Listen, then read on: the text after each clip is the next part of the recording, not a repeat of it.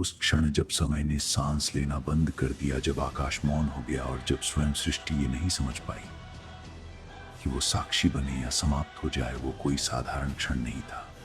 वह क्षण था जब पालन और संहार आमने सामने खड़े थे। एक ओर वो शक्ति जो सृष्टि को थामे हुए थी, दूसरी ओर वो शक्ति जो सृष्टि को समाप्त कर सकती थी, और उन दोनों के बीच पूरा ब्रह्मांड कांप रहा था।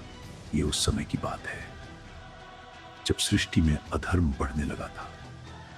एक शक्तिशाली असुर को महादेव से ऐसा वरदान मिला था कि कोई देवता उसे पराजित नहीं कर सकता था। उस वरदान का दुरुपयोग होने लगा, देवलोक संकट में आ गया, और तब देवताओं ने भगवान विष्णु से सहायता मांगी। भगवान विष्णु ने स्थिति को समझा। वे जानते थे कि जो वरदान महादेव ने दिया है उसे सीधे वापस नहीं लिया जा सकता। इसलिए वे स्वयं महादेव से चर्चा करने कैलाश पहुंचे। कैलाश पर भगवान शिव ध्यान में लीन थे। विष्णु ने उन्हें बताया कि उनके दिए वरदान के कारण अधर्म फैल रहा है। महादेव ने उत्तर दिया कि वरदान धर्म के अनुसार दिया गया था और उसे बदला नहीं जा सकता। यहीं से मतभेद शुरू हुआ। न क्रोध था, न अहंकार, लेकिन दृष्टिकोण अलग था। विष्णु चाहते थे कि अधर्म को तुरंत रोका जाए। शिव चाहते थे कि धर्म का नियम न टूटे, और यही मतभेद धीरे धीरे युद्ध की ओर बढ़ा।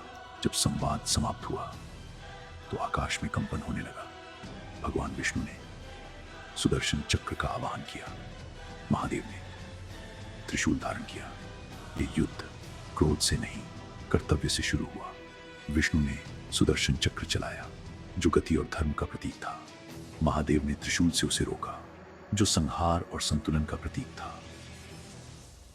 दोनों की शक्तियों से पृथ्वी कांप उठी, समुद्र उफनने लगे, पर्वत टूटने लगे।